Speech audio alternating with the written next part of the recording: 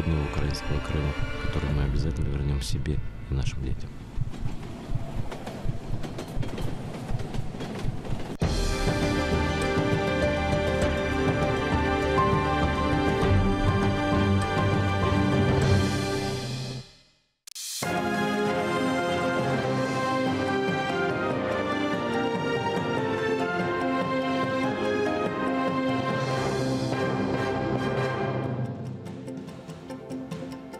Добрий день, 12 година, час новин на АТР, 26 жовтня, 1337 день анексії Криму. У студії Ескандер Маметов.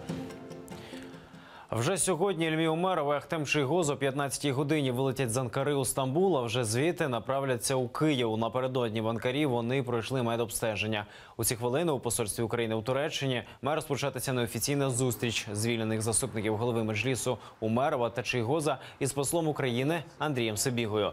Разом із колишніми політв'язнями перебуває наша журналістка Емінє Халіл. Ми зв'язалися з нею телефоном. На 12 часов запланирован обед. Это неофициальный прием со стороны украинского посольства. Скорее всего, в 15 часов они вылетят из Анкары в Стамбул. Затем там произойдет небольшая неофициальная встреча с диаспорой Стамбула, крымско-татарской диаспорой Стамбула. И затем в половине шестого они направятся в Киев.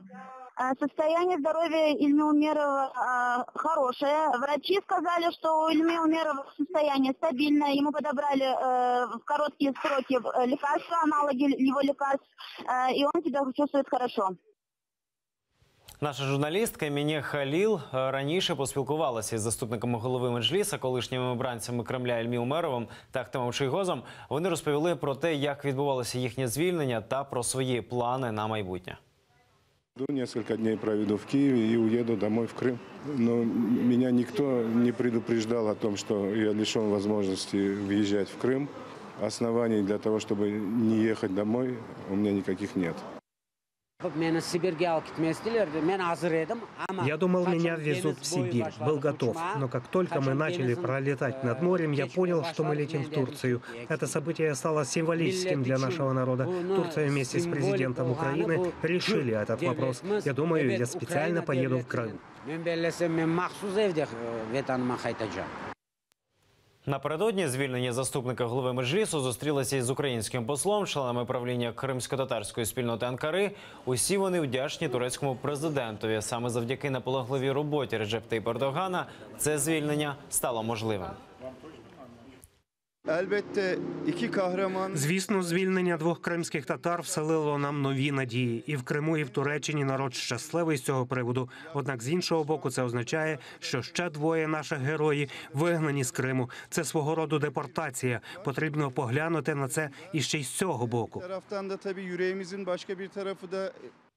Проти Ільмі Умерова ФСБ Росії торік відкрила кримінальну справу за начебто публічні заклики до сепаратизму. 27 вересня підконтрольний Кремлю окупаційний суд півострова присудив Умерову 2 роки колонії поселення. 11 вересня Ахтема Чийгоза засудили до 8 років колонії суворого режиму. Окупаційна влада півострова звинуватила його в організації масових заворушень під парламентом Криму у лютому 2014-му. За ґратами Ахтем Чийгоз провів майже 3 роки. Зі звільненням Ільмі Умерова та Ахтема Чийгоза ввечері привітав президент України Петро Порошенко. Він зазначив, над цим довго працював спільно з турецьким колегою Реджеп Таййипом Ердоганом. І дуже радий, що складні довготривалі переговори нарешті дали результат. Дорогий пане Ахтеме, я дуже радий вас чути. І я щасливий разом з усім українським народом, що ми маємо можливість нарешті вітати вас з звільненням. Бо остаточне свято у нас буде тоді, коли ми звільнимо Крим. І весь кримсько-татарський народ, і всі мешканці Криму можуть опинитися нарешті на волі в Україні. Я вам честно скажу, вот я как бы всех президентов пережил, да? Но я первый раз, находясь в тюрьме, я в лицо им говорил, что мой президент Порошенко. Я не знал, что меня освободят. Я говорил, минимум мне 8 придется отсидеть. Я вообще предполагал, что я сперва попаду как положено, сперва своему президенту, потом поеду в турне. Ну, так случилось. Я вообще думал, что меня в Сибирь везут. Потому до последнего не говорит. Про подробиці складних переговорів щодо звільнення Ільмі Умерова та Ахтема Чийгоза розповіли напередодні лідери кримсько-татарського народу. Лідер кримських татар Мустафа Джемілєв та голова Меджлісу кримсько-татарського народу Рифат Чубаров. До останньої миті ніхто не знав, як саме відбуватиметься звільнення. Та чи відбудеться воно взагалі, бо окупанти ставили багато умов. Ахтему Чийгозу пришли двое ФСБ генералов и сказали, ему нужно написать заявление Путину с просьбой о помиловании, поскольку другой формы освобождения, оказывается, у них нет. Поэтому он наотрез отказался писать о помиловании. Ильмі Умеров тоже отказался писать о помиловании. У Криму сподіваються що звільнення Ахтема Чийгоза та Ільмі Умерова – це лише перший крок на шляху до звільнення усіх в'язнів Кремля. Це не обмін. По-друге, це не є помилування, наскільки я можу судити з того, що нам відомо через адвокатів.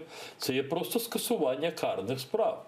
Ну, я думаю, що для російського, вибачте мене, правосуддя тут нема нічого такого неможливого, оскільки і карних справ, як таких, не було. Це було фальшування, і вони просто відмінили ці карні справи. Жодних перешкод, аби Ільмі Умеров та Ахтем Чийгоз в'їхали у Крим і могли там жити, немає. Принаймні так вважає Ніколай Полозов, адвокат Ахтема Чийгоза. Утім, якщо знадобиться його юридична допомога, він раду її надасть і буде юридично супроводжувати повернення Умерова і Чийгоза у Крим. В время нет никаких запретов на въезд ни в отношении Ахтема Чийгоза, ни в отношении Ильмы Умерова.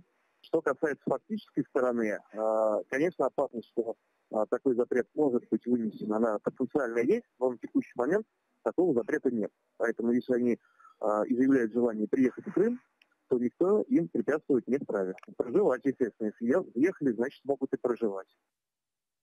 И я верю, что это только начало.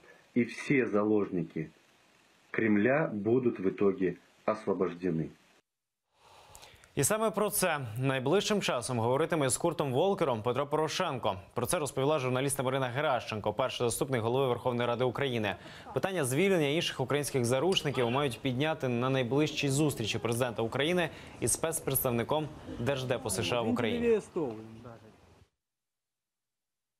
Українська держава, президент України працює по всім кейсам. Я хочу запевнити вас, що під час зустрічі президента, наприклад, з спецуповноваженим Сполучених Штатів Америки з питань України паном Волкером, так само питання звільнення заручників, політв'язнів Кремля, заручників на окупованих територіях буде одне з пріоритетних, як це завжди ставить Україна.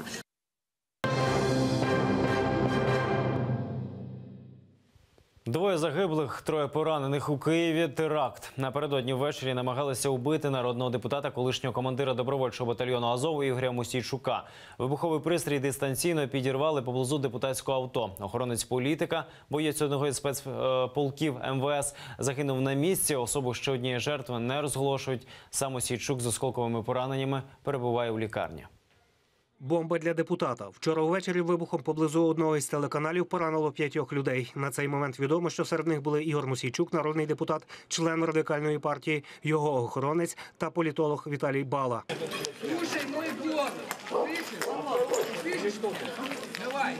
Випадковий перехожий та охоронець Руслан, 30-літній боєць полку особливого призначення МВС, померли від поранень. Мосійчук із контузією та осколковими пораненнями та Бала із пошкодженнями спини та печінки у лікарні. Відомо, що нардеп та політолог брали участь у програмі на телеканалі. Близько 10-ї вечора вони вийшли до машини і через 30 секунд пролунав вибух. За даними поліції, вибухнув скутер, який був припаркований впритул до депутатського авто.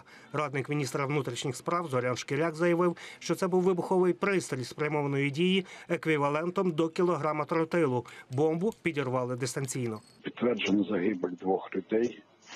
І на цей момент слідство передано Службі безпеки України під процесуальним керівництвом прокуратури міста Києва. Моїм глибоким переконанням був спрямований на вбивство державного деятеля, саме Игоря Мосійчука. Взрыв был очень большой, огромный, был такое пламя просто, Поліція вже кваліфікувала подію як теракт. Підозрені, як офіційно не висувають, але в мережі обговорюються дві версії замаху – суперечки в опозиційному таборі та російський слід, точніше, чеченський. Усі згадали відео, на котрому Ігор Мосійчук погрожує лідеру Чечні Рамзану Кадирову і навіть розстрілює його портрет.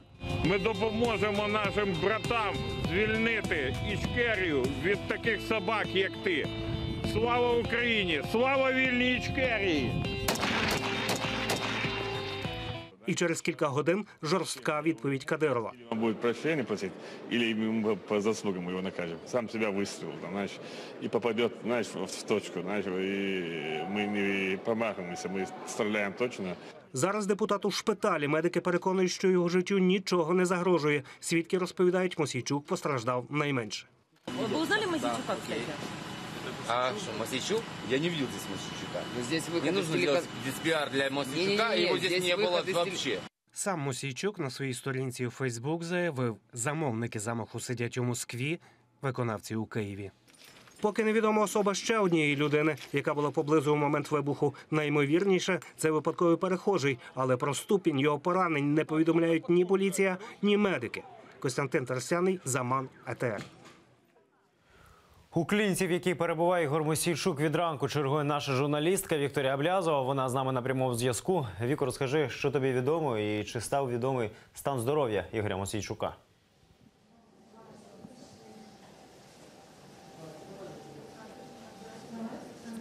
Зараз ми перебуваємо у холі клініки. Сюди нарешті пустили журналістів. Сьогодні вночі Ігору Мосійчуку зробили операцію. Вона тривала 3 години.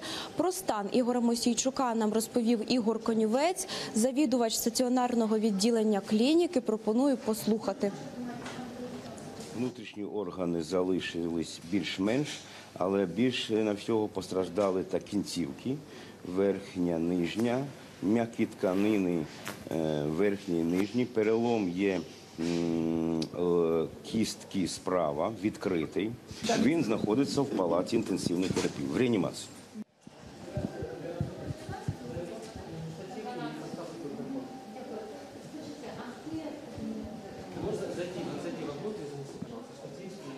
Дякуємо. Це була Вікторія Аблязова. Вона від ранку чергує під приватною клінікою, в якій перебуває Ігор Мосійчук.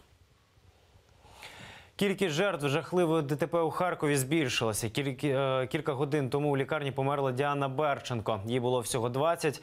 Злощасного 18 жовтня вона із сестрою чекала на зелене світло на переході через вулицю, коли раптово на тротуар вилетів «Лексус». 5 людей загинули тоді на місці, ще 6 опинилися в лікарні. Діана була найважчою. Лікарі за її життя боролися 8 днів. Водійка «Лексуса» Олена Зайцева залишається під арештом. Водій ще одного позашляховика, учасника аварії Геннадій Дронов, у лікарні під охороною. Болгарські пілоти відмовляються літати на російських винищувачах Міг-29. Вони побоюються за власну безпеку. Нещодавно ці літаки ремонтували на російських заводах, і болгарські льотчики не впевнені в якості замінених деталей та робіт. Назад на базу «Граф Ігнатів» машини повернулися без супровідної документації. Пілоти вимагають від уряду прискорити угоду з Швецією про поставку тамтешніх винищувачів Saab JAS-39 Gripen. Наразі усі учбові польоти на базі призупинені.